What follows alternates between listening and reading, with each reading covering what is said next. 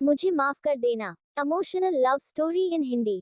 उससे मिलने से पहले मेरे जीवन में कुछ खोखलापन सा था।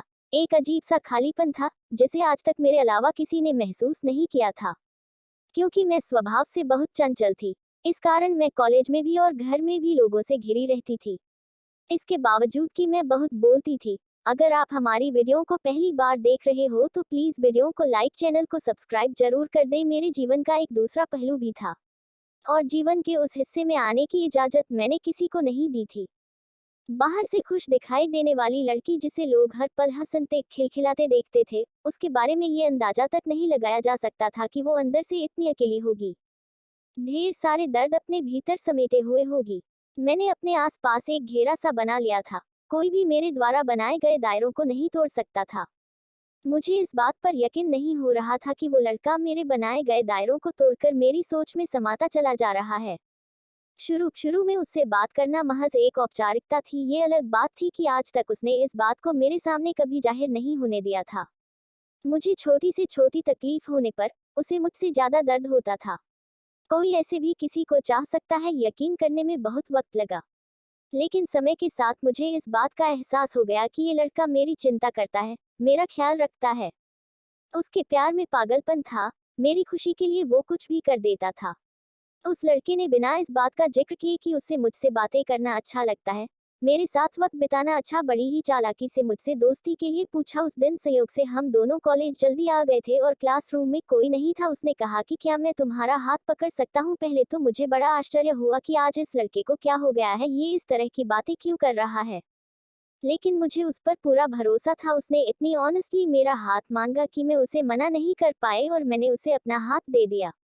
उसने मेरा हाथ अपने हाथों में लिया और कहा, क्या तुम मेरी दोस्त बनोगी? तुम मुझे अच्छी लगती हो और मैं तुम में एक अच्छा दोस्त देखता हूँ, अच्छा इंसान देखता हूँ, और मैं चाहता हूँ कि मैं जिंदगी भर तुम्हारा दोस्त बनकर तुम्हारे साथ रहे।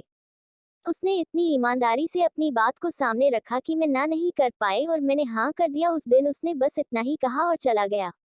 मुझसे दोस्ती करने की खुशी मैं साफ साफ उसके चेहरे पर देख सकती थी। मैंने इस बात को बड़े हल्के में लिया। हालांकि मुझे ये सोचकर दिन भर बहुत हंसी आ रही कि किस तरह से डरते डरते उसने मेरा हाथ पकड़ा था। Emotional love story in Hindi. मेरे आसपास रहने वाले लोग ये देखकर समझ गए थे कि जरूर कोई बात है।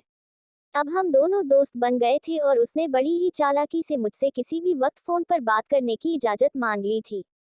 अब वो मुझसे फोन पर बातें करने लगा था। अब उससे बात करना मुझे भी अच्छा लगने लगा था। मेरे अंदर क्या चल रहा था मुझे समझ में नहीं आ रहा था। क्यों मैं उसके फोन का इंतजार करने लगी थी? क्यों मैं उसकी ओर खींची चली जा रही थी? शायद उससे अपनी बातें शेयर करना मुझे अच्छा लगने लगा था।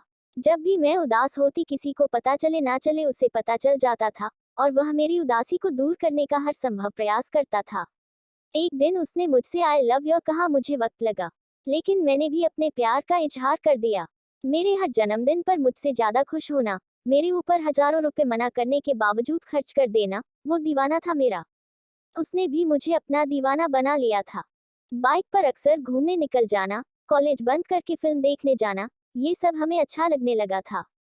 उसकी पूरी दुनिया बन गई थी मैं, मेरी पूजा करता था वो। दिन तेजी से बीतने लगे, हम दोनों दुनिया को भूल चुके थे। प्यार के उस दौर ने हम दोनों को भीतर से बदल दिया था। हमने प्यार की ढेरों कस्में खाए और ढेरों वादे किए। वक्त ने करवट लिया। मेरे पिताजी ने 20-21 साल की कम उम्र में ही मेरी शादी पक्की कर दी। अंदर से मेरा हाल भी बेहाल था, लेकिन वह मुझसे ज्यादा बेहाल था।